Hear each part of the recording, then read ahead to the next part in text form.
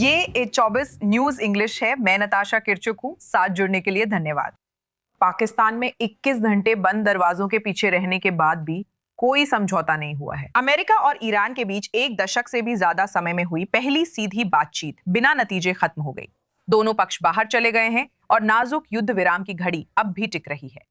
अमेरिकी वार्ताकार इस्लामाबाद से रातों रात रवाना हो गए, जबकि इसे बड़ी सफलता माना जा रहा था। अमेरिकी उपराष्ट्रपति जेडी वॉन्स ने कहा कि ईरान ने परमाणु हथियार बनाने की क्षमता त्यागने की प्रतिबद्धता से इनकार किया, जिसे वॉशिंगटन के लिए लाल रेखा बताया गया। और अब अमेरिकी राष्ट्रपति डोनाल्ड ट्रंप ने अभी ट्रूथ सोशल पर साफ साफ कहा है कि केवल एक ही मुद्दा मायने रखता था, जो परमाणु मुद्दा था, और वो हल नहीं हुआ है। उन्होंने ये भी घोषणा की है कि अमेरिकी नौसेना होर्मुज जलडमरू मध्य में आने जाने वाले सभी जहाजों की नाकाबंदी की प्रक्रिया शुरू करने जा रही है, और तेहरान पर यह आरोप लगाया है कि उसने इस महत्वपूर्ण जल मार्ग को फिर से खोलने में विफल रहकर दुनिया से जबरन वसूली की है। आईडीएफ चीफ ऑफ स्टाफ ने सेना को उच्च सतर्कता पर रहने का आदेश दिया है, ताकि बल ईरान के साथ संभावित संघर्ष के लिए तुरंत अलर्ट रहें। सैन्य सूत्रों के मुताबिक सेना अब पूर्व युद्ध ढांचे के तहत काम कर रही है, जैसा पहले हमलों से पहले था। संचालन योजना तेज कर, प्रतिक्रिया समय घटाना और ईरान में लक्ष्य सूची बढ़ाना, खासकर मिसाइल सिस्टम व लॉन्च साइट्स पर ध्यान देना। इसी समय इजरायली वायुसेना नया स्ट्राइक पैकेज बना रही है और देश भर में वायु रक्षा प्रणाली मजबूत की जा रही है, क्योंकि कई मोर्चों पर संभावित तनाव बढ़ने की चिंता बढ़ रही है। लेकिन ये जोर देना महत्वपूर्ण है। वास्तव में सैन्य अभियान शुरू करने का कोई निर्णय नहीं लिया गया है, लेकिन संदेश निश्चित रूप से स्पष्ट है। इजराइल सभी संभावित परिस्थितियों के लिए तैयारी कर रहा है, क्योंकि कूटनीतिक गुंजाइश तेजी से सिमटती दिख रही है। और अब मैं हमारे स्टूडियो में मौजूद मेहमानों की ओर रुख करना चाहूंगी। हमारे साथ याकी दयान हैं, जो लॉस एंजलिस में इजरायली काउंसिल रह चुके हैं। हमारे वरिष्ठ मध्य पूर्व संवाददाता एरियल ओस्ट्रान हमारे साथ हैं, और हमारे सुरक्षा विश्लेषक याकोव लापिड भी मौजूद हैं। तो मैं सबसे पहले आपसे याकोव जानना चाहूंगी कि इजराइल की फिर से संघर्ष के लिए तैयारियों के बारे में जो बातें सामने आ रही हैं, उस पर आप क्या कहेंगे? असल में वो स्थिति कैसी दिखेगी? आपको क्या लगता है, ऐसा कब हो सकता है और इसकी कितनी संभावना है? तो सबसे पहले सिर्फ ये स्पष्ट कर दूं कि तैयारियों को लेकर जो बयान आ रहे हैं वे असल में क्या होने वाला है इसके बारे में कुछ नहीं बताते। मुझे लगता है कि दर्शकों के लिए यह समझना जरूरी है। सेना का काम है कि वो हर स्थिति के लिए तैयार रहे, और सबसे स्पष्ट स्थिति जिसके लिए उन्हें तैयार रहना होता है वो है फिर से संघर्ष शुरू होने की संभावना। वो कैसा दिखेगा? संचालन के लिहाज से ये बहुत हद तक वैसा ही दिखेगा जैसा हमने पिछले 5 हफ्तों में देखा है। जो चीज बदलेगी वो होगी लक्ष्यों की सूची। पहले जो लक्ष्य थे उनकी जगह अब मिसाइल कार्यक्रम होंगे, जिनमें शायद अभी भी कुछ लक्ष्य बाकी हैं, और उनका कमांड और कंट्रोल सिस्टम। लक्ष्य सूची में संभव है कि उस मुख्य आर्थिक ढांचे को शामिल किया जाए जो शासन की सैन्य क्षमताओं से जुड़ा है। कई संवेदनशील रणनीतिक आर्थिक लक्ष्य हैं जिनका जिक्र राष्ट्रपति ट्रंप ने युद्ध विराम से पहले किया था। मुझे लगता है वे इसी की तैयारी कर रहे हैं। फिर भी मैं जोर देता हूं कि इसका वास्तव में क्या होने वाला है उससे कोई संबंध नहीं है। सेना अपना काम कर रही है और हर आदेश के लिए तैयार है। सही है, लेकिन लगातार रिपोर्ट्स आ रही हैं, जमीन पर लोग सोच रहे हैं, क्या युद्ध विराम टूटेगा? खासकर जब ट्रंप ने कहा कि अमेरिकी नौसेना तुरंत होर्मुज जलडमरू मध्य की नाकाबंदी शुरू करेगी, किसी जहाज को आने जाने की अनुमति नहीं होगी। इसका मतलब ईरान की तरफ से हमें किस तरह की प्रतिक्रिया देखने को मिल सकती है? तो वैसे ट्रंप का ये एक बढ़िया विकल्प है, क्योंकि अमेरिका में युद्ध को फिर से शुरू करने की कोई बड़ी इच्छा नहीं। तो ये असल में एक बीच का विकल्प है। ये एक नाकाबंदी है, जैसा कि वेनेजुएला में हुआ था, लेकिन इससे भी बेहतर तरीके से, क्योंकि आपके पास 2 विमान वाहक पोत होंगे, जिनमें से एक एक जहाज होर्मुज के एक एक ओर नाकाबंदी करेगा। और ट्रंप कहेंगे अगर मेरे जहाज नहीं जा सकते तो कोई भी नहीं जा सकेगा। अब उन्होंने कहा कि उन्होंने किसी तरह का एक नेटो गठबंधन बनाया है जहाजों का, जो कुछ जहाजों को एस्कॉर्ट करेगा इन दी होर्मुज जलडमरू मध्य में। साथ ही आपको इसमें यह भी जोड़ना होगा कि संयुक्त राज्य अमेरिका ने बारूदी सुरंग हटाने वाले 2 जहाज लाए हैं होर्मुज जलडमरू मध्य से माइंस निकालने के लिए, और वे अब काम करना शुरू कर रहे हैं। अब सवाल है कि क्या ईरानी इन जहाजों पर हमला करने की हिम्मत करेंगे। अगर उन्होंने ऐसा किया तो युद्ध तुरंत फिर से शुरू होगा, अगर नहीं तो वे माइंस निकाल लेंगे और हम धीरे धीरे उन जहाजों की आवाजाही फिर से शुरू होते देखेंगे। लेकिन फिर भी ये नाकाबंदी वास्तव में ईरान को आर्थिक रूप से दम घोट सकती है और वे पहले से ही एक बड़ी समस्या में हैं। और अगर ऐसा काफी समय तक किया जाए तो यह निश्चित रूप से शासन को गिरा सकता है। ईरानी मीडिया ने एक वीडियो जारी किया है जिसमें IRGC नौसेना ने अमेरिकी विध्वंसक को होर्मुज जलडमरू मध्य से लौटने की चेतावनी दी है। मैं इस समय इस्लामी गणराज्य और उसकी सैन्य ताकत के बारे में बात करना चाहती हूँ। जाहिर है हमने देखा कि संयुक्त राज्य अमेरिका और इजराइल दोनों की ओर से एक लंबा सैन्य अभियान चला जो 1 महीने से भी ज्यादा समय तक चला। क्या वे अमेरिका को होर्मुज जलडमरू मध्य में ऐसा करने से सच में रोक सकते हैं?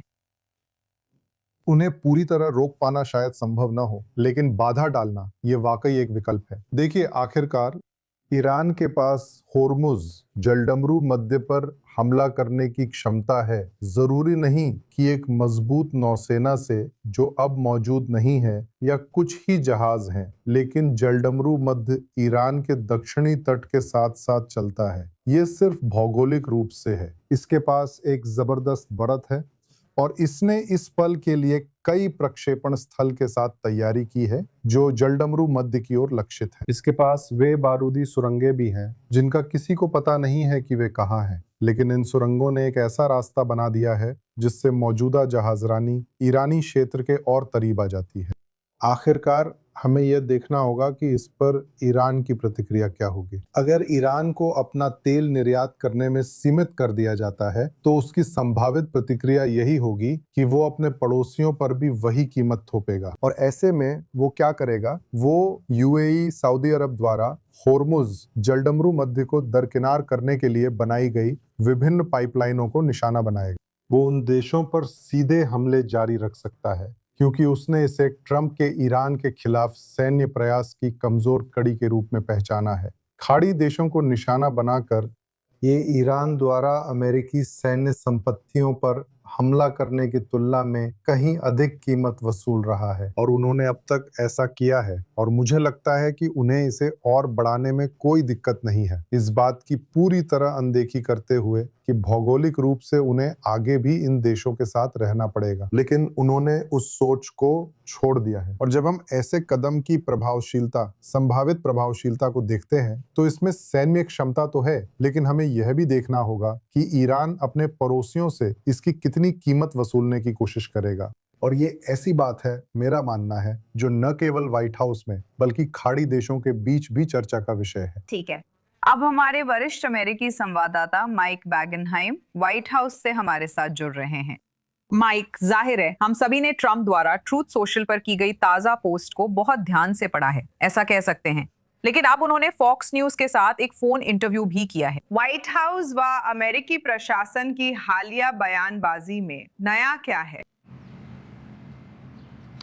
राष्ट्रपति ट्रंप इस बात पर अड़े हुए हैं कि ईरानी न केवल फिर से बातचीत की मेज पर आएंगे बल्कि अमेरिका को वो सब कुछ देंगे जो वो मांग रहा है। देखिए, हम समझते हैं और मुझे लगता है कि राष्ट्रपति भी समझते हैं कि ऐसा नहीं होने वाला। वो अभी सख्त लहजे में बात कर रही हैं। शायद यहाँ कुछ लोगों के लिए यही जरूरी हो, लेकिन हम समझते हैं कि ये बातचीत संभवतः जारी रहेगी। मुझे लगता है अमेरिकी पक्ष से जारी रखना चाहता है, चाहे वे सख्ती से बोल रहे हों। जेडी वेंट्स ने पाकिस्तान वार्ता के अंत में कहा कि सामने रखा गया प्रस्ताव आखिरी और सबसे अच्छा था। यहाँ तक कि ईरानी पक्ष से भी हमने ईरानी राष्ट्रपति से सुना, जिन्होंने इस्लामाबाद में हुई इस दौर की वार्ता का हवाला दिया, जिससे ये संकेत मिलता है कि वे खुले हैं या यहाँ एक और दौर की वार्ता हो सकती है। आखिरकार दोनों पक्षों को, जैसा ओमानी विदेश मंत्री ने ट्विटर पर कहा, आगे बढ़ने के लिए कष्टदायक रियायतें देनी होंगी। लेकिन जैसे मैंने पिछले घंटे बताया था, ट्रंप जिस ऑपरेशन को आगे बढ़ाना चाहते हैं, यहाँ एक तरीका है जिससे सिर्फ एक और दौर की बातचीत में जाने और जो पहले दौर की तरह ही निष्फल साबित हो सकती है, उसके बीच का रास्ता निकाला जा सकता है। और युद्ध में लौटने का, जिसमें होर्मुज जलडमरू मध्य को निशाना बनाना है। ये सुनिश्चित करना कि ईरान को ये फायदा ना मिले कि वो अपनी पसंद के लोगों को चुनकर अंदर आने दे और बाकी सभी को बाहर रखे। अगर नाकाबंदी करनी है तो वो अमेरिकी शर्तों पर हो और कोशिश करें कि अन्य गठबंधन सहयोगियों को भी शामिल किया जाए, जैसे कि यूएई और अन्य। और ये सुनिश्चित करें कि अमेरिकियों के पास ही नैरेटिव और सैन्य स्थिति पर नियंत्रण हो, न कि ईरानियों के पास। ऐसा लगता है ट्रंप आगे बढ़ते हुए हॉर्मुज जलडमरू मध्य की नाकाबंदी करना चाहते हैं। ठीक है माइक, हमारे साथ जुड़ने के लिए धन्यवाद। अब हम एरिक मंडेल की ओर बढ़ेंगे, जो middle east political information network के संस्थापक और निदेशक हैं। वो हमारे साथ अमेरिका से जुड़ रहे हैं।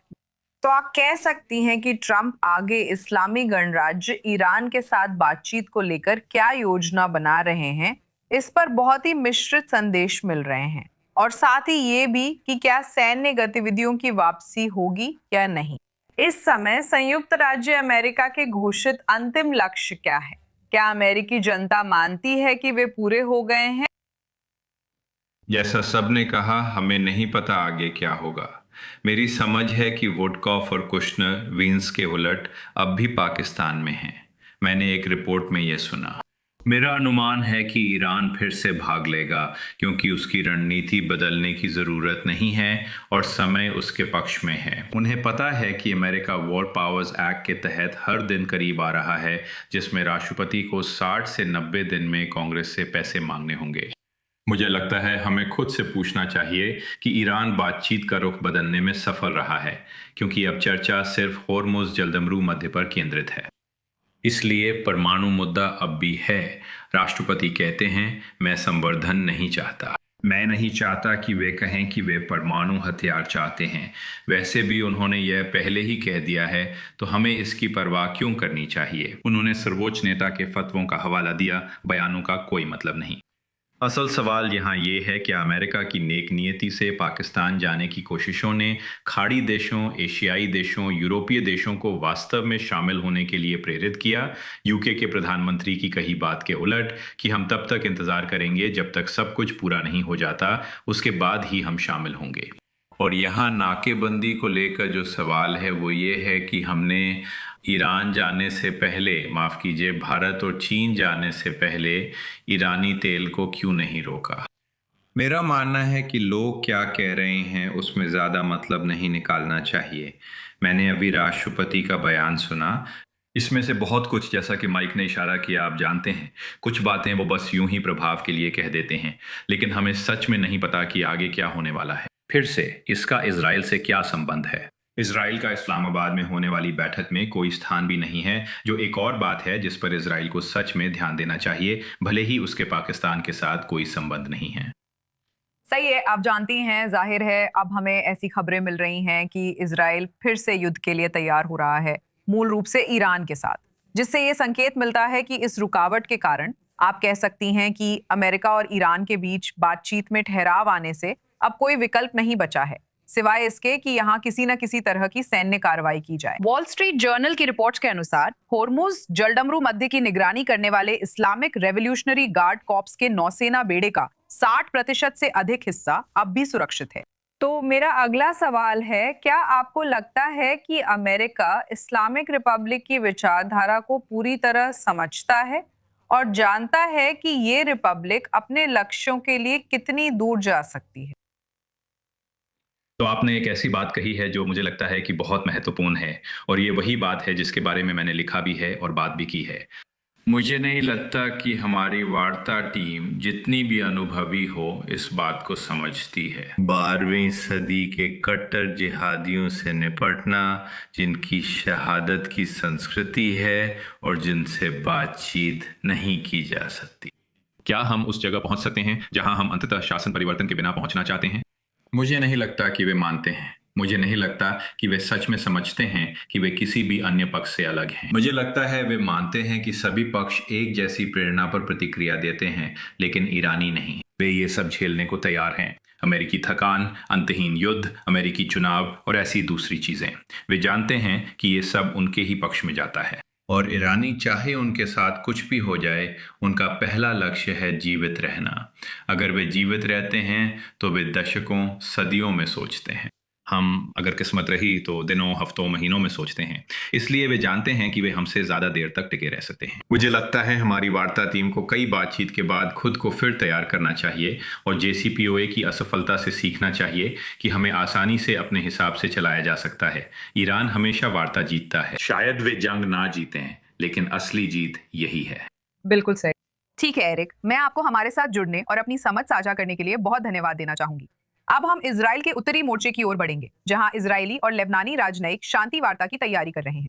जमीनी हकीकत तो इसके बिल्कुल उलट जा रही है। इजरायली हमलों में दक्षिणी लेबनान में कम से कम 11 लोगों की मौत की खबर है, क्योंकि IDF और हिजबुल्लाह के बीच लड़ाई तेज हो गई है। लेबनानी मीडिया के अनुसार बिंत जबील के मुख्य गढ़ में जबरदस्त झड़पें हो रही हैं। इजरायली सेना शहर को घेर रही है और हिजबुल्लाह के ढांचे को खत्म करने के लिए अंदर तक जा रही है। वहीं दूसरी ओर IDF का कहना है कि वो सक्रिय खतरों को निशाना बना रही है, जिसमें एक रॉकेट लॉन्चर भी शामिल है, जिसे दागने के लिए तैयार किया गया था। इस बीच हिजबुल्लाह अब भी इजराइल पर रॉकेट और ड्रोन दाग रहा है, जिससे सीमा के दोनों ओर तनाव बना हुआ है। मैं इस पर और जानकारी के लिए हमारी संवाददाता बालिक स्लादिन से बात करना चाहूंगी। आप अभी भी देश के उत्तर में हैं। सायरनों के मामले में ताजा स्थिति क्या है, और साथ ही लेबनान और इजराइल के बीच चल रही या शुरू होने वाली वार्ताओं की तैयारियों के बारे में हमें क्या जानकारी है? जी हाँ, आखिरी सायरन करीब 1 घंटे पहले गोलान के कतरीना में सुना गया था और उस इलाके की ओर हुआ रॉकेट हमला बिना किसी हताहत या नुकसान के रहा और पूरे दिन स्थिति लगभग ऐसी ही रही है। ऊपरी और पश्चिमी गलील के साथ साथ निचली गलील में भी सायरन बजते रहे, जिसमें कार्मियल जैसे बड़े शहर को निशाना बनाते हुए 10 रॉकेटों की बौछार भी शामिल थी, जो निचली गलील में है। वे वास्तव में कोई नुकसान या हताहत नहीं कर पाए, लेकिन हकीकत यह है कि उत्तर के निवासियों के लिए, खासकर जो सीमा के करीब हैं, उनके लिए ये बहुत मुश्किल है, क्योंकि पूरे दिन लगातार सायरन बजते रहते हैं। अब दूसरी ओर बातचीत के संबंध में हम देखते हैं कि इसका सबसे पहले लेबनान की आंतरिक राजनीति पर अपना असर है, जहां अब बहुत से लोग लेबनान के भीतर गृह युद्ध की आशंका को लेकर चिंतित हैं। हिजबुल्लाह लेबनानी और इजरायलियों के बीच सीधे संवाद से खुश नहीं है। इसी कारण बेरूत और अन्य इलाकों में विरोध प्रदर्शन जारी हैं, जिसमें लेबनान के प्रधानमंत्री वाफ सलाम को ज़ायोनिस्ट कहा जा रहा है। इसी वजह से उन्हें ऐसा कहा जा रहा है और इसी वजह से आज MTV नामक एक लेबनानी मीडिया अखबार की रिपोर्ट के अनुसार वाफ सलाम ने अपनी वॉशिंगटन यात्रा स्थगित कर दी है। उनकी मुलाकात विदेश मंत्री मार्को रूबियो से तय थी, लेकिन उन्होंने यह यात्रा रद्द कर दी या स्थगित कर दी, क्योंकि उन्हें डर था कि लेबनान में कभी अफवाह उठ सकती है कि उन्होंने किसी इजरायली अधिकारी से मुलाकात की है। ये ऐसी बात है जिसे लेबनान में आज भी बहुत बहुत ज़्यादा गद्दारी या विश्वासघात के रूप में देखा जाता है। इसीलिए उन्होंने कम से कम अभी के लिए अपनी यात्रा रोकने और वॉशिंगटन न जाने का फैसला किया। किसी भी तरह से देखें, ये लेबनान के लिए चुनौतीपूर्ण होगा, क्योंकि हिजबुल्लाह अपने हथियार नहीं छोड़ना चाहता, तो इससे वास्तव में इजरायली हमले नहीं रुकेंगे। लेकिन साथ ही हिजबुल्लाह नहीं चाहता कि लेबनान सरकार इजराइल के साथ संबंध सामान्य करे या इजराइल से बातचीत भी करे। यानी हिजबुल्लाह एक ही चीज की योजना बना रहा है। उसका रणनीतिक उद्देश्य एक तरफ इजरायली हमलों को रोकना है, दूसरी तरफ अपने हथियार अपने पास रखना है। यानी 6 अक्टूबर या असल में 7 अक्टूबर से पहले की स्थिति में लौटना, जब उन्होंने अपने हमले शुरू किए थे। ये हिजबुल्लाह का रणनीतिक लक्ष्य है और फिलहाल लेबनान के अंदर चर्चा बहुत बहुत खतरनाक है, चलिए इसे ऐसे कहते हैं, उन लोगों के बीच जो वास्तव में इजराइल के साथ बातचीत के पक्ष में हैं और उन हिजबुल्लाह समर्थकों के बीच जो इसका विरोध करते हैं। धन्यवाद मलिड हमारे साथ जुड़ने के लिए। थोड़ी देर बाद हम संघर्ष से परिभाषित क्षेत्र की ओर बढ़ेंगे। ये सदियों पुराना दुर्लभ जुड़ाव का पल है। इजराइल और लेबनान के बीच सीधी शांति वार्ता से कुछ दिन पहले यरूशलेम में जली लॉ बेरूत तक पहुंच गई।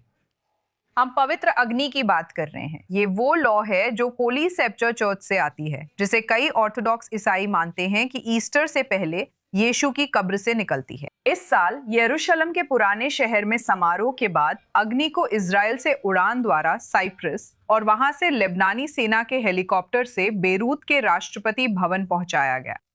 इस समय का मेल नजरअंदाज करना मुश्किल है, खासकर जब दोनों देश जो अब भी तकनीकी रूप से दुश्मन हैं, वॉशिंगटन डीसी में बातचीत की तैयारी कर रहे हैं।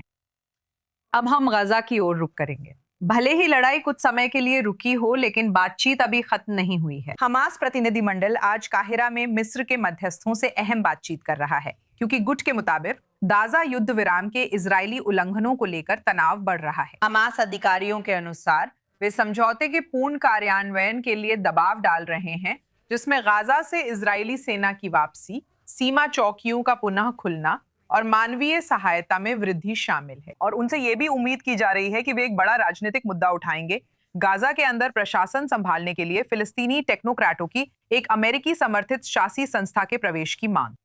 हमास अन्य फिलिस्तीनी गुटों से भी मिल रहा है, जिससे साफ है कि बात सिर्फ युद्ध विराम नहीं बल्कि गजा के भविष्य पर भी हो रही है। आतंकवादी समूह हथियार डालने से मना कर रहा है, जबकि यही युद्ध विराम के लिए इजराइल की मुख्य शर्त थी। मैं अब स्टूडियो में मौजूद मेहमानों की ओर लौटना चाहूंगी। मैं सबसे पहले याकी की ओर रुख करना चाहूंगी, सिर्फ इस लिहाज से कि ये बातचीत या ये वार्ताएं जो काहिरा में हो रही हैं कितनी महत्वपूर्ण हैं। असल में ऐसा नहीं, मेरा मतलब है बात यह है कि ट्रंप के 20 बिंदुओं के दूसरे चरण में हमास को खत्म करना है और ये हो नहीं रहा है। और सिर्फ इतना ही नहीं कि ये नहीं हो रहा, बल्कि वो बल जिससे बनाया जाना था और बाकी चीजें जो दूसरे चरण में जाने के लिए बनाई जानी थी, वो भी नहीं हो रही। तो मूल रूप से ये बातचीत मिस्रियों और हमास के बीच किसी तरह की बातचीत है, लेकिन फिर भी इजराइल गाजा में पीली रेखा तक रुका हुआ है और हमास दूसरी तरफ कायम है।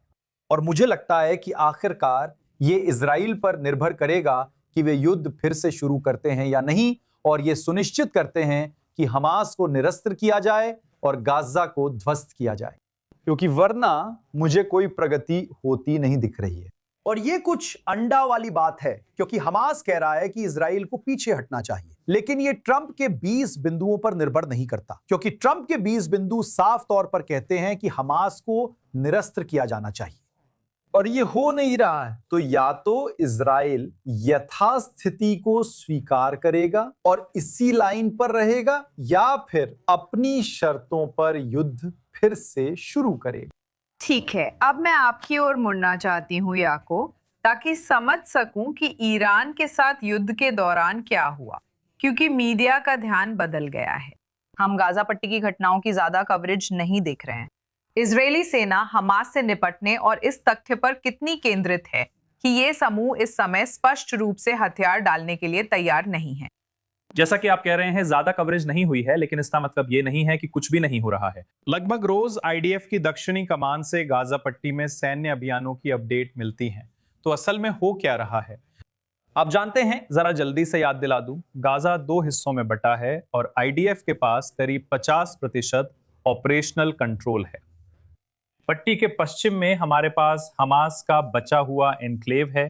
अब लगभग रोजाना आईडीएफ हमास की उन आतंकवादी टुकड़ियों को निशाना बना रही है जो पीली लाइन पार करने की कोशिश करती हैं, आईडीएफ को परख रही हैं। उन्हें मार गिराया जा रहा है, उन्हें पहचाना जा रहा है और मार गिराया जा रहा है। और हाल के दिनों में हमास फिलिस्तीनी इस्लामिक जिहाद के वरिष्ठ आतंकवादियों, हथियार सप्लाई करने वालों और 7 अक्टूबर की हत्याओं में शामिल लोगों को खत्म किया गया है। कुल मिलाकर जहां आईडीएफ का नियंत्रण है, वहां उसने बुनियादी तौर पर पहले से मौजूद ज्यादातर आतंकवादी ढांचे को नष्ट कर दिया है। इसमें सुरंगें हैं, इसमें बम से लैस इमारतें हैं।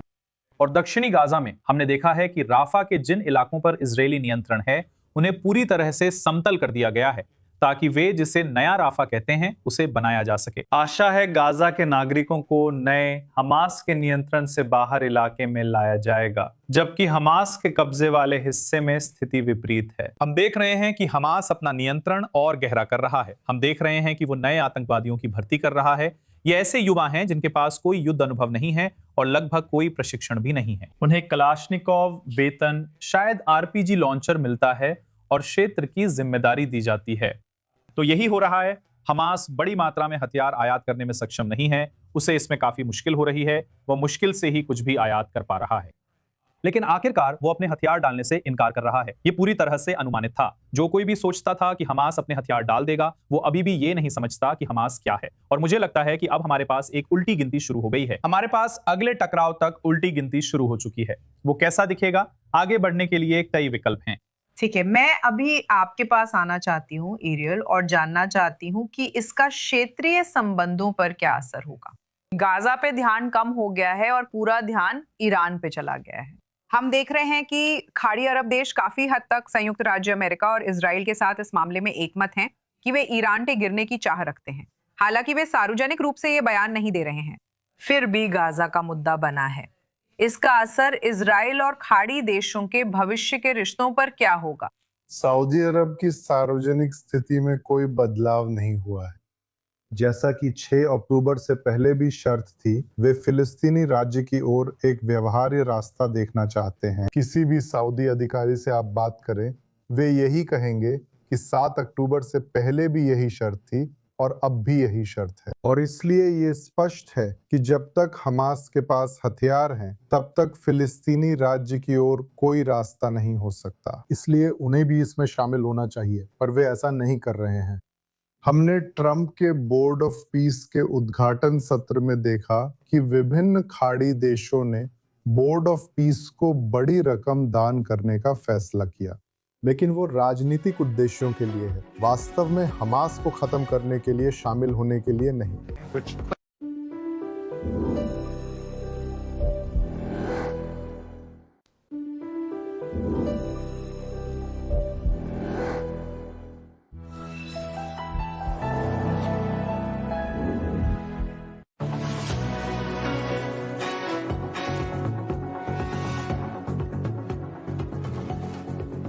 हम वापस आ गए हैं 24 न्यूज इंग्लिश पर। धन्यवाद। अब यूरोप की ओर चलते हैं। हंगरी में सेक्स टेप्स, भ्रष्टाचार और संभावित राजनीतिक भूचाल के बीच लोग मतदान कर रहे हैं। और जैसा कि सर्वेक्षणों से पता चल रहा है, ये विक्टर ऑर्बन के प्रधानमंत्री के रूप में दूसरे कार्यकाल का अंत हो सकता है, जो वो 2010 से संभाल रहे हैं। और केवल हंगरी के लोग ही परिणाम पर ध्यान नहीं देंगे, पूरी दुनिया देख रही है। और जो ब्राउन बताते हैं कि ऐसा क्यों है। मतदान में रिकॉर्ड भागीदारी है, जिसके नतीजे बुडापेस्ट से कहीं आगे तक असर डाल सकते हैं। वर्तमान प्रधानमंत्री विक्टर ओर्बन को 16 साल पहले दूसरी बार पद संभालने के बाद पहली बार बड़ी चुनौती का सामना करना पड़ रहा है। जनमत सर्वेक्षणों के अनुसार उनकी फिदेश पार्टी की स्थिति अच्छी नहीं है। मैं यहाँ जीतने के लिए हूँ। मैं यहाँ जीतने के लिए हूँ। वो पीटर माजियार के खिलाफ है, जो एक पूर्व फिदेश राजनेता है, जिनकी तेजा पार्टी हाल के महीनों में चुनावी सर्वेक्षणों में आराम से आगे थी।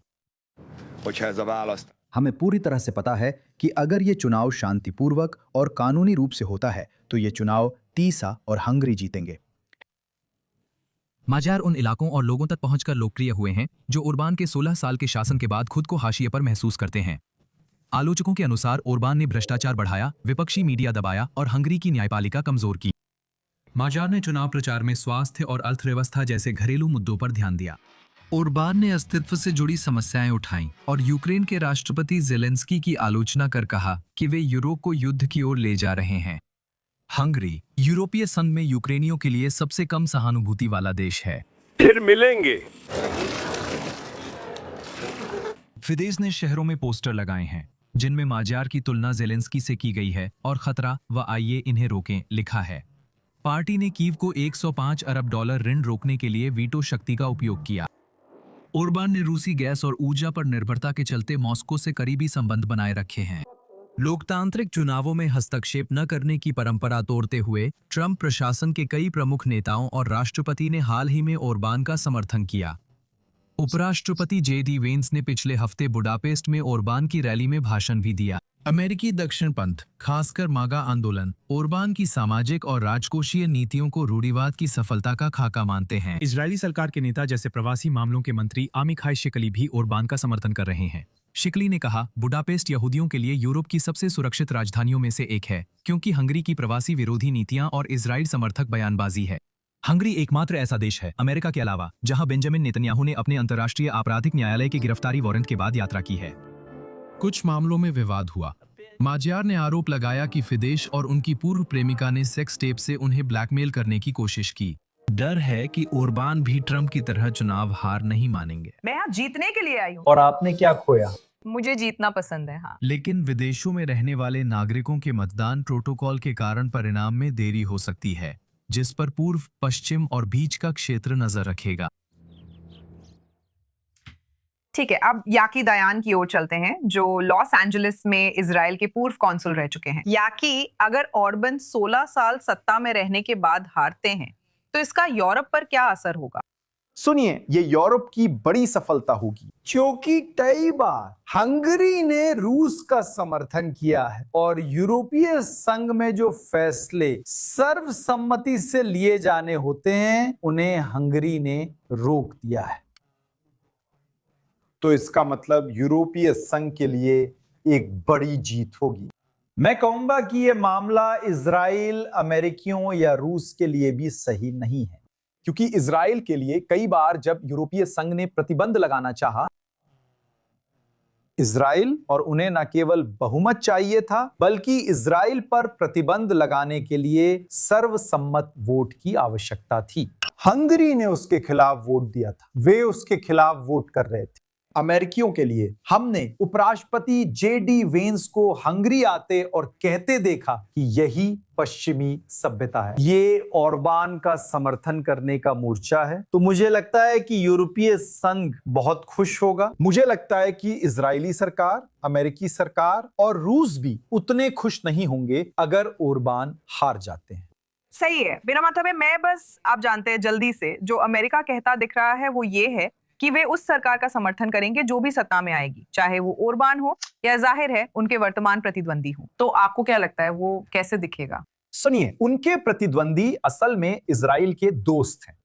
इजराइल में केवल यही डर है कि उदाहरण के लिए अगर यूरोपीय संघ उन पर दबाव डालेगा तो वे यूरोपीय संघ का साथ देना पसंद करेंगे, पूरे यूरोपीय संघ के खिलाफ खड़े होने के बजाय, जैसे ऑरबन पूरे यूरोपीय संघ के खिलाफ खड़े थे। मुझे पूरा यकीन है कि अगर उनके प्रतिद्वंदी जीतते हैं तो इजराइल, अमेरिका और अन्य देश उनका समर्थन करेंगे। मुझे इसमें कोई शक नहीं है कि यही मामला है। यूरोपीय संघ के भीतर फैसलों में इजराइल के लिए यह बहुत कठिन होगा, लेकिन उसे इजराइल का समर्थन मिलेगा, मुझे इसमें कोई शक नहीं है। ठीक है याकी, मैं आपको हमारे स्टूडियो में शामिल होने के लिए बहुत धन्यवाद देना चाहूंगी। अब हम स्पेन की ओर बढ़ रहे हैं। इजराइल ने स्पेन के दूत को तलब किया क्योंकि बर्निंग ऑफ जूडस त्योहार में प्रधानमंत्री बेंजामिन नेतन्याहू का पुतला विस्फोट से उड़ा दिया गया, जिसमें अक्सर सार्वजनिक हस्तियों को प्रतीकात्मक निशाने के रूप में इस्तेमाल किया जाता है। लेकिन इस साल इजरायली अधिकारियों का कहना है कि ये हद पार कर गया।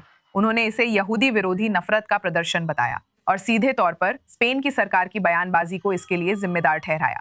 ये पुतला, जो 20 फीट से भी ऊंचा था और विस्फोटकों से भरा हुआ था, मलागा के पास एक कस्बे में जयकार करती भीड़ के सामने धमाके के साथ उड़ाया गया, जो इस दशकों पुरानी परंपरा का हिस्सा है। स्पेनिश अधिकारी उकसावे के आरोपों को खारिज कर रहे हैं। वे कहते हैं कि वे सभी तरह की नफरत का विरोध करते हैं।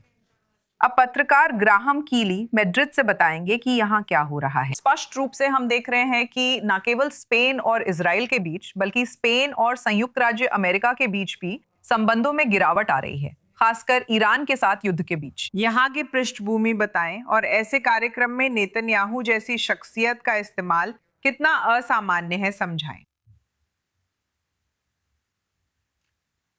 माफ कीजिए, मैं कुछ भी सुन नहीं पा रहा हूँ। क्या आप अब मुझे सुन सकते हैं? क्या ग्राहम हमें सुन सकते हैं? हाँ, मैं सुन सकता हूँ। हाँ, ठीक है, बहुत बढ़िया। तो मैंने आपसे जो अभी पूछा था वो मूल रूप से यही था कि आप यहाँ के संदर्भ को थोड़ा सा समझा दें। स्पष्ट है कि युद्ध के चलते स्पेन, इजराइल और अमेरिका के रिश्ते और बिगड़ रहे हैं। आप जानती हैं, जुडास को जलाने की परंपरा में नेतन्याहू जैसी शख्सियत का इस्तेमाल कितना असामान्य है। मुझे लगता है कि संदर्भ ये है, ये इस खास शहर में एक परंपरा है जो 1940 के दशक से चली आ रही है, जिसमें लोग एक ऐसे व्यक्ति का चयन करते हैं जो उनकी राय में बुराई या बुरी चीजों का प्रतिनिधित्व करता है। हर साल वे किसी और को चुनते हैं, जैसे पिछले साल डोनाल्ड ट्रंप। इससे पहले व्लादिमीर पुतिन और कई अन्य शख्सियतें भी चुनी जा चुकी हैं। तो ये उनकी स्थानीय राय है और ये बहुत ही कुछ ऐसा है जो एल बर्गो उस गांव या कस्बे से जुड़ा हुआ है। मैं नहीं कहूंगा कि इसका स्पेनिश सरकार की नीति से कोई लेना देना है। स्पेन में इसे कैसे देखा जा रहा है? स्पेनिश सरकार इस सांस्कृतिक कार्यक्रम में शामिल नहीं थी, तो इसका उनसे कोई संबंध नहीं है। लेकिन जाहिर है पेड्रो सांचेज, आप जानते हैं, इजराइल राज्य के बहुत बहुत आलोचक हैं। ईरान के साथ इस युद्ध के भी बहुत आलोचक हैं। यहां तक कि उन्होंने संयुक्त राज्य अमेरिका को सैन्य गतिविधियों के लिए स्पेनिश बेस का इस्तेमाल करने की अनुमति भी नहीं दी। तो आप जानती हैं क्या, हम देख रहे हैं कि स्पेन की जनता इन सभी बयानों में पेड्रो सांचेज के साथ खड़ी है। कई सर्वेक्षणों ने कहा है कि स्पेन की जनता सांचेज के रुख को मंजूरी देती है, जिसमें वे मूल रूप से इजराइल की आलोचना करते हैं, ईरान में युद्ध को लेकर अमेरिका की आलोचना करते हैं और पहले गाजा में इजराइल के युद्ध की भी आलोचना करते हैं। तो बिल्कुल जनमत की लहर काफी हद तक इजराइल विरोधी रही है। मैं ये भी कहूंगा कि साथ ही स्पेनिश समाज में कुछ ऐसे तत्व भी हैं, शायद कंजर्वेटिव पीपल्स पार्टी, जो अलग रुख अपनाते हैं और इस समय वे बहुत इजराइल समर्थक हैं। और आज जारी एक सर्वेक्षण में पाया गया कि पीपल्स पार्टी अगले साल होने वाले आम चुनाव में जीतने की स्थिति में है। ये एक मिश्रण है, लेकिन मैं जोर दूंगा कि सांचेज की नीतियां लोकप्रिय रही हैं। बहुत दिलचस्प। ठीक है, खैर, मैं आपको हमारे साथ जुड़ने के लिए बहुत धन्यवाद कहना चाहूंगी ग्राहम मैड्रिड से उस विश्लेषण के साथ। अब हम तुर्की की ओर रुख करेंगे। इजरायली नेता तुर्की के राष्ट्रपति एर्दोआन की आलोचना कर रहे हैं, क्योंकि तुर्की में अभियोजक प्रधानमंत्री नेतन्याहू सहित दर्जनों वरिष्ठ इजरायली अधिकारियों को उन अपराधों के लिए जेल भेजना चाहते हैं जिन्हें वे गाजा युद्ध से जुड़ा बताते हैं। यरूशलेम से प्रतिक्रिया वो काफी विस्फोटक रही है। नेतन्याहू ने एर्दोआन पर कुर्दों का नरसंहार व ईरान के प्रॉक्सी गुटों के साथ गठजोड़ का आरोप लगाया, जबकि रक्षा मंत्री इजराइल काद्ज ने उन्हें कागजी शेर कहा। वहीं तुर्की ने पलटवार किया है और उसके विदेश मंत्रालय ने नेतन्याहू की तुलना हिटलर से कर दी है।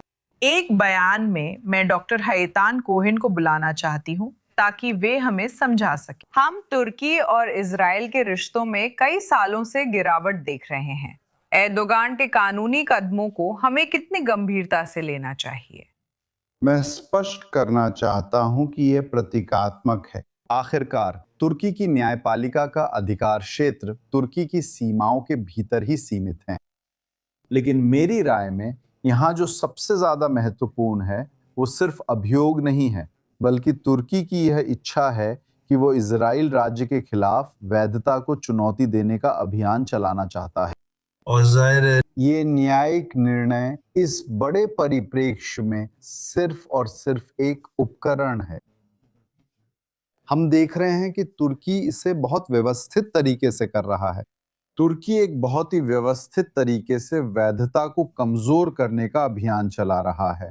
हमें तुर्की अधिकारियों के बयानों को देखना होगा। वे इजराइल के प्रधानमंत्री और इजराइल राज्य को कई अलग अलग उपनाम दे रहे हैं, जैसे नरसंहार करने वाला गिरोह वगैरह वगैरह। और इसलिए मुझे लगता है कि इसकी निंदा की जानी चाहिए। और जाहिर है ये संबंधों के भविष्य के लिए कोई योगदान नहीं दे रहा है। हम देख रहे हैं कि ये संबंधों के और अधिक बिगड़ने में योगदान दे रहा है। और जाहिर है अगर हमें खुद आरोप पत्र के बारे में भी बात करनी है तो ये सिर्फ इजराइल के बहुत वरिष्ठ अधिकारियों तक ही सीमित नहीं है। कुछ इजरायली पत्रकार और एक इजरायली रब्बी हैं। मेरा मतलब है ये बहुत अजीब है। हाँ, मैं उस पे आना चाहती थी डॉक्टर यानेरोचक। बिल्कुल, हम इजरायली हस्तियों की एक सूची देख रहे हैं जिन्हें तुर्की पहुंचने पर गिरफ्तार किया जाएगा। हम जानते हैं कि तुर्की कई सालों से इजरायलियों के लिए एक प्रमुख यात्रा स्थल रहा है, लेकिन अब लगता है कि ये बदल रहा है। क्या आपको लगता है सर्वेक्षणों के अनुसार हम तुर्की जनता के बारे में क्या समझते हैं और इस समय वे इजराइल को कैसे देखते हैं? दुर्भाग्यवश 7 अक्टूबर के बाद केवल कुछ दिन ही इजरायलियों की पीड़ित स्थिति की बात हुई, लेकिन बाद में आप जानते हैं शायद 3 या 4 दिन बाद तुर्की प्रेस ने अपना पूरा ध्यान सिर्फ फिलिस्तीनी पहलुओं पर केंद्रित कर दिया और दुर्भाग्यवश उन्होंने इजराइल राज्य के खिलाफ बदनामी अभियान चलाना शुरू कर दिया। और यही बात हमारे कार्यक्रम की शुरुआत में मैंने इस वैधता को नकारने के बारे में बात की थी, और ये केवल प्रो अर्दवान प्रेस द्वारा ही नहीं चलाया जा रहा है। ये विरोधी अर्दवान और समर्थक अर्दवान दोनों खेमों के बीच भी एक सामान्य बात है, और इसलिए मुझे इस मौके पर इजराइल के रक्षा मंत्री की आलोचना करने दीजिए। वो कुछ विपक्षी नेताओं को भी टैग कर रहे हैं, जैसे कि ये विपक्षी नेता उनसे सहमत हो सकते हैं। इजराइल के मामले में दुर्भाग्यवश हम निश्चित रूप से कह सकते हैं कि प्रो अर्दवान और एंटी अर्दवान दोनों ही खेमों की आम सहमति दुर्भाग्य से इजराइल की आलोचना ही है। क्या इजराइल और टर्की के बीच संबंध पहले जैसे हो सकते हैं, या आपको लगता है कि हालात इतने बिगड़ चुके हैं कि अब वापसी का कोई रास्ता नहीं बचा? देखिए, काश मैं और अधिक आशावादी तरीके से बात कर पाता, लेकिन मैं इस गिरावट के बारे में बहुत विश्लेषणात्मक शोध कर रहा हूं। मैं देख रहा हूं कि संबंधों में लगातार दिशाहीनता है और कोई सुधार नहीं दिख रहा। और इस तथ्य को देखते हुए भी आप जानते हैं, कुछ बहुत महत्वपूर्ण व्यक्ति जैसे कि इजरायली चीफ ऑफ स्टाफ व दलगत राजनीति से ऊपर हैं। आप जानते हैं, उनका लिकुड या लेबर पार्टी से कोई संबंध नहीं है, वो राजनीति से ऊपर है। यहाँ तक कि ऐसे व्यक्ति पर भी जब नरसंहार करने का आरोप लगाया जाता है, तो मैं समझता हूं कि तुर्की पक्ष संबंधों को सामान्य करने में रुचि नहीं रखता, भले ही हम यहाँ इजराइल में सरकार बदलते हुए देखें। तो मैं बहुत निराशावादी हूँ। मैं सच में उम्मीद करता हूँ, और मैं इस बात पर जोर देना चाहता हूँ, मैं सच में उम्मीद करता हूँ कि मैं गलत हूँ और हम इजराइल तुर्की संबंधों के लिए एक उज्जवल भविष्य देखेंगे, क्योंकि आखिरकार इन दोनों देशों ने कभी भी एक दूसरे के खिलाफ दुश्मनी की घोषणा नहीं की है। तो आप जानते हैं, चीजों को नष्ट करना बहुत आसान है, लेकिन विश्वास बनाना बहुत जटिल है। और आजकल हम देख रहे हैं, हम इस रिश्ते में गिरावट देख रहे हैं। आइए आशा करते हैं सामान्य समझदारी की जीत होगी। ठीक है, मैं आपको हमारे साथ जुड़ने के लिए बहुत धन्यवाद कहना चाहूंगी डॉक्टर। अब लौटते हैं पिट की ओर, जो इजराइल युद्ध का नर्व सेंटर है। अमेरिकी और इजरायली अधिकारी मिलकर काम कर रहे हैं, रहस्य, लक्ष्य और त्वरित फैसले साझा कर रहे हैं, और दोनों मानते हैं कि ऐसा सहयोग पहले नहीं हुआ। आइए देखें। वे उस जानकारी को नियंत्रित करते हैं जो आईडीएफ से अमेरिकी सेना तक जाती है। जब ये जानकारी वापस आती है तो वे सबसे पहले इसे प्राप्त करने वालों में होते हैं। 40 दिनों तक वे आईडीएफ मुख्यालय के पिट में बैठे रहे, जो युद्ध में निर्णय लेने का केंद्र है, और वे दोनों सेनाओं के असाधारण संबंध और इजराइल और संयुक्त राज्य अमेरिका के बीच सहयोग के स्तर के लिए जिम्मेदार थे। कल्पना कीजिए कि हम एक साथ साझा कमरों में बैठते हैं और सबसे करीबी तरीके से संचालन प्रक्रियाओं को तय करते हैं। जब आप इतनी करीबी स्तर पर पहुंच जाते हैं कि आप एक दूसरे को जानने लगते हैं, हम उसे साथी कहते हैं। साथी के बारे में मुझे सब कुछ पता है, उसे भी मेरे बारे में सब कुछ पता है। उसे पता है कि मेरे कितने बच्चे हैं, मुझे पता है कि उसके कितने बच्चे हैं, और ये सब व्यक्तिगत विश्वास पर आधारित है। मेरी ब्रांच इजराइल भर में 7 अलग अलग स्थानों पर फैली हुई है, और इंटेलिजेंस डिवीजन लगभग 5 स्थानों पर अमेरिका में फैला हुआ है। इजराइल के अधिकांश स्थानों पर भी हम अपने अमेरिकी साथियों के साथ कंधे से कंधा मिलाकर बैठते हैं। अमेरिकी प्रतिनिधि कंट्रोल रूम में हैं। अमेरिकी प्रतिनिधि हमारे साथ बैठते हैं, हमारी भाषा और सोच को पेशेवर दृष्टिकोण से समझते हैं और जानते हैं कि हम कैसे काम करते हैं। हमारे बीच गहरा विश्वास है, हमारी साझा लक्ष्य सूची भी है, और सैन्य योजनाएं समन्वित हैं। हर पक्ष अपने लक्ष्य बैंक से लक्ष्यों को साझा पूल में डालता है और लागू करता है। हो सकता है कल, परसों, बीते कल या उससे एक दिन पहले अमेरिकियों ने इजरायली लक्ष्यों पर या इसके विपरीत हमला किया हो, क्योंकि जब सब एक पूल में होते हैं तो नजरिया बदल जाता है। एक अमेरिकी विमान ईरान के ऊपर उड़ रहा है, आप एंटी एयरक्राफ्ट बैटरी पहचानते हैं, ऐसे में तुरंत प्रतिक्रिया होती है। हवाई घटनाएं लमदान की जिम्मेदारी हैं, हम उनके साथ मिलकर बैठते हैं और जानते हैं कि कौन सी जानकारी कौन दे रहा है और किस तरह से जो हमने युद्ध से पहले तय किया था। ऐसी सूचना आते ही हम सेकंडों में उस साझेदार को चेतावनी में बदल देते हैं। कई बार इसके लिए झगड़ा भी होता है, मैं चाहता हूं कि मुझे लक्ष्य मिले, मैं चाहता हूं कि मुझे लक्ष्य मिले। हम शब्द के अच्छे अर्थ में बहस करते हैं जब काम में खुशी मिलती है। खेल आखिरकार जानकारी का खेल है ना? आपकी घटना में जानकारी कहां और कैसे बहती है? जवाब है सब कुछ। यही है हमारे सहयोग का दायरा। हम सबसे ऊंचे स्तर की शोध चर्चा में लगे हैं कि ईरान के नेता क्या सोचते हैं। हम लक्ष्यों पर अपने साथी के साथ काम करते हैं, जिसका मतलब है सबसे पहले हर किसी की अलग भाषा को समझना। हर कोई अलग भाषा में बात करता है। हम ज्ञान साझा करते हैं, ज्ञान की बुनियादी ढांचे, तरीके और आखिरकार लक्ष्य, फोर्स प्रोटेक्शन तक और बलों की सुरक्षा तक। मुझे लगता है कि अमेरिकी बलों की सुरक्षा में मदद करने वाली अधिकांश खुफिया जानकारी का स्रोत इजराइल है। क्षेत्र में आप क्या सोचते हैं? ये सवाल है शायद सबसे बड़ा सवाल। मेरा अनुमान है कि ईरानियों को नहीं पता कि उनके भीतर कितनी गहराई से घुसपैठ हो चुकी है। देखिए, मुझे ये महसूस नहीं होगा, ज़रूरी नहीं कि ये कोई बुरी बात हो। युद्ध की कहानी और दोनों सेनाओं व साझा कमरे में मौजूद लोगों का संबंध शायद उस लापता नेविगेटर की कहानी और तब युद्ध के तंत्रिका केंद्र में जो हुआ उसके जरिए बताई जा सकती है, जब अमेरिकी सैनिक नाटकीय घंटों में ईरानी जमीन पर कार्रवाई कर रहे थे। ये 72 घंटे साझा कमांड रूम में मेरे लिए सबसे तनावपूर्ण थे, जब सच में हमारी सांसें थम गई थीं।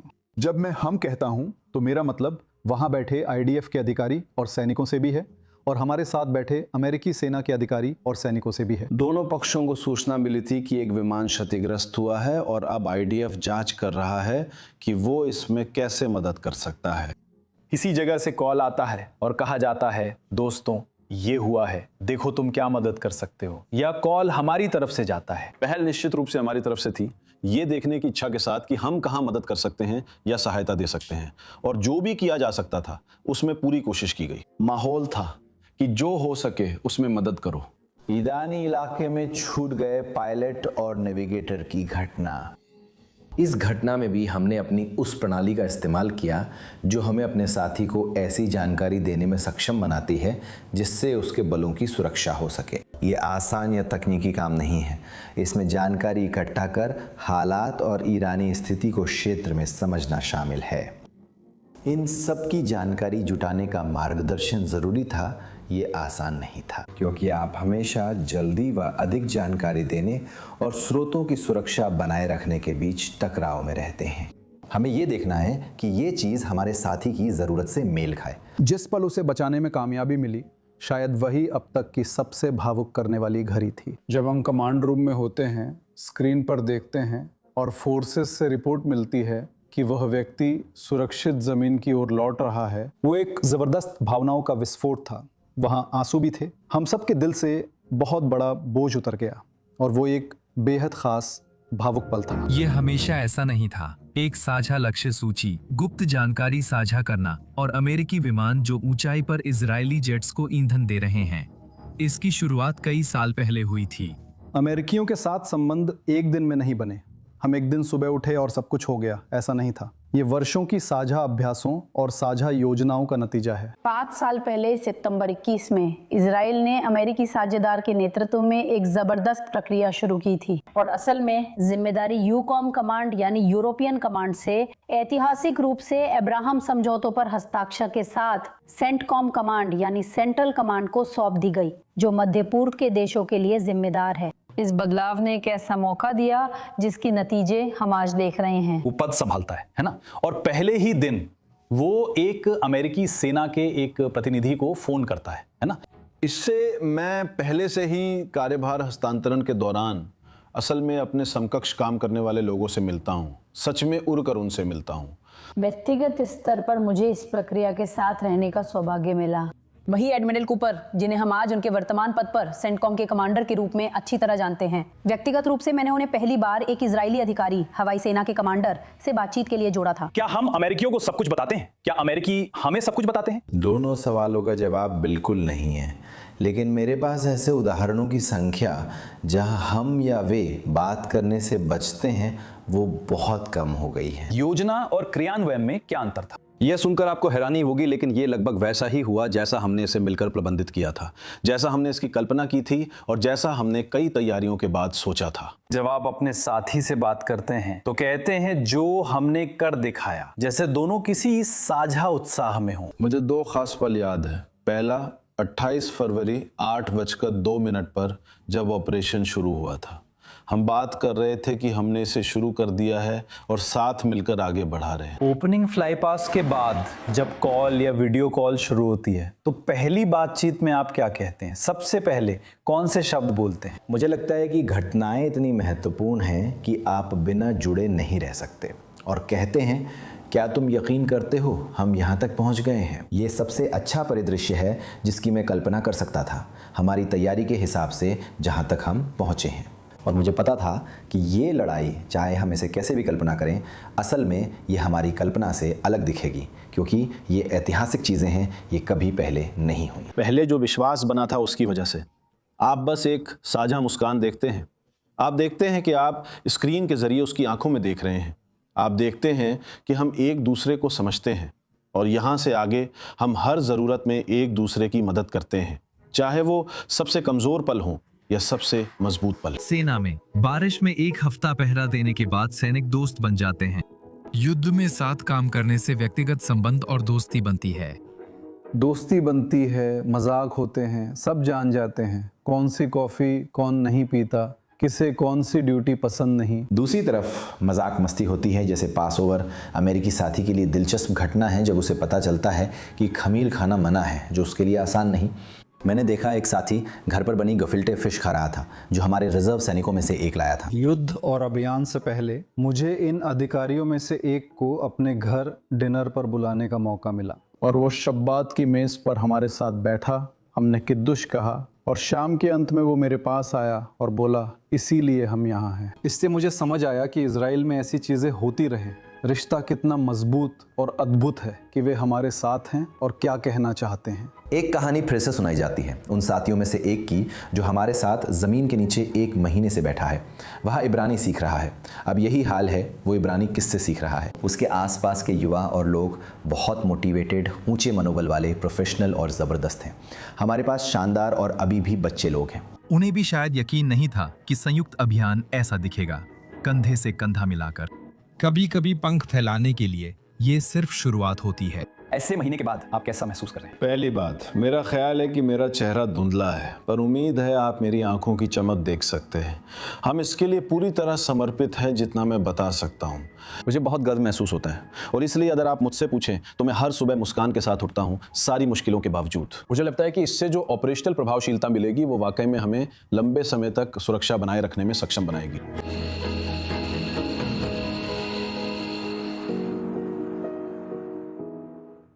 काफी दिलचस्प है।